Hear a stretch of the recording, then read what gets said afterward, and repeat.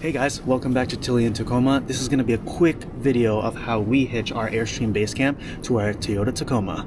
Follow along. Welcome to Tilly in Tacoma. If you're new here, I'm Kim and this is Evan, and we are first-time RVers living in a big city. Have you ever considered getting into the RV lifestyle and don't know where to start? Well, you came to the right place, because for the past year, we've proven that you don't need several years of experience or even the space to get started RVing. We post content every Sunday to share stories, advice, and tips to help you get on the road and have a few laughs along the way. Don't forget to subscribe, like, and comment so we can make Tilly and Tacoma the best first-time RVer community on YouTube.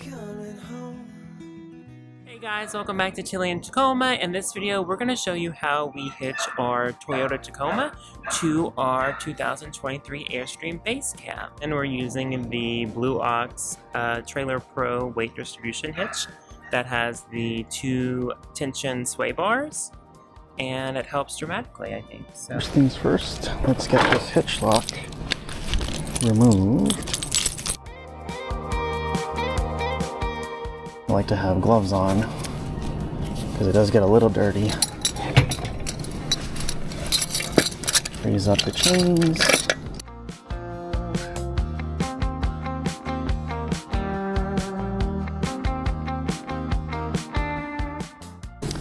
Kind of like to reassemble everything and put it back in place.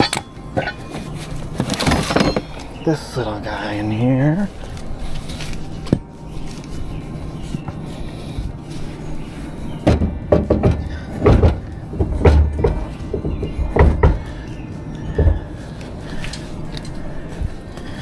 Get the lock in place.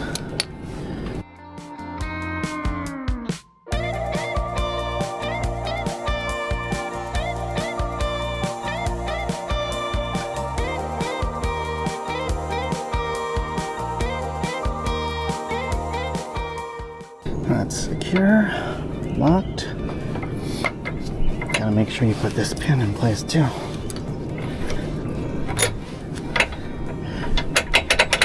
Nice and secure. Next, I like to lay out the sway bars alongside, just so that they're ready. Let me back up the truck and get these belt pieces. Secure them in place, one on each side. And then we're on to stabilizers.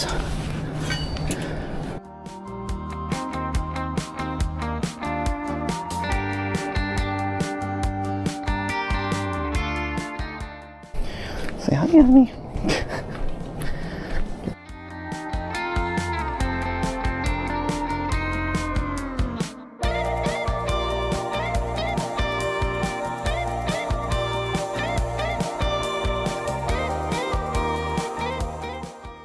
And before you ever want to move your Airstream, make sure that you remove your chocks that you placed when you unhitched.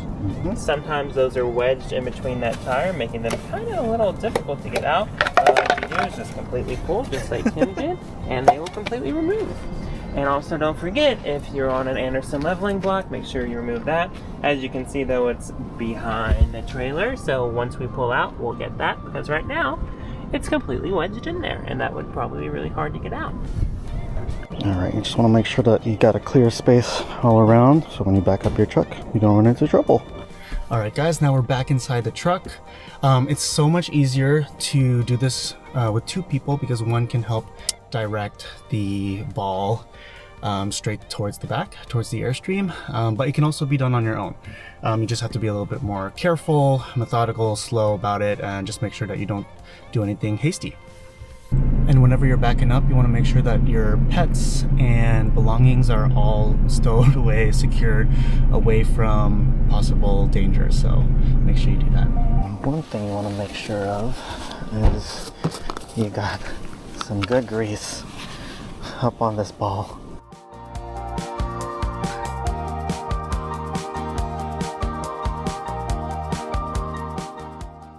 Okay, so our first step in hitching this big girl is we've got to get the hitch, which is the ball, to the coupler. Right there, right there. So let's see if we can get it on our first try.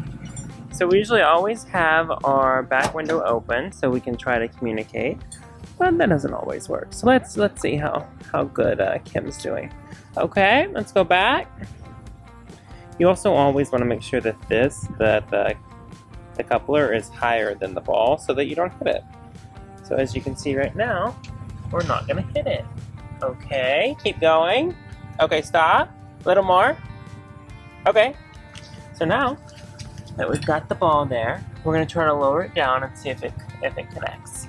We've got about a 1 in, I'd say a 1 in 5 chance that this always works on the first time. So let's see. So stay right there. And we're just going to lower it down, which is we're just going to crank her down.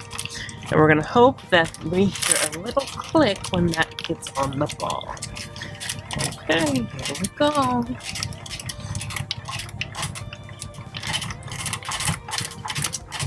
Hear any clickage? Let's see. Oh, that's what we wanted. Alright, we got it on our first try, which was actually really great. We got the ball to the coupler, and the coupler is locked, as you can see. You can hear it slam down on the ball. So we made a good connection. So now we tell our loving husband to put the truck in park. Okay, and what we're going to have to do, since we have the Blue Ox weight distribution hitch, is that we have to raise the hitch while attached to the truck to raise the butt of the truck so that we get less tension so when we put these tension rods on. So these right here are tension rods, and what this does is helps us evenly distribute the weight off of the hitch and distribute it more towards the trailer. So you're going to want to place your bars in the coupler on the hitch, and then you're going to use that little crowbar right there that Kim's handling. There we go. And you're going to want to raise it up, and you're going to want to click it into place. This is going to be really loud, so no need to be scared. You just got to really take control of it. And there we go. It is in the holster. Then you're going to want to use the pin and make sure it doesn't slide out. Should go in pretty easily there. And voila, you got your first tension bar on the hitch. And now we'll repeat and do this side.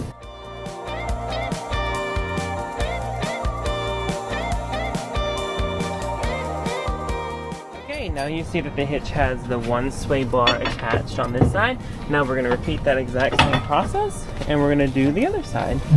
So again, you've got your pins connected here to connect the bar to the hitch. Then you're going to need to connect the bar to the holster back there.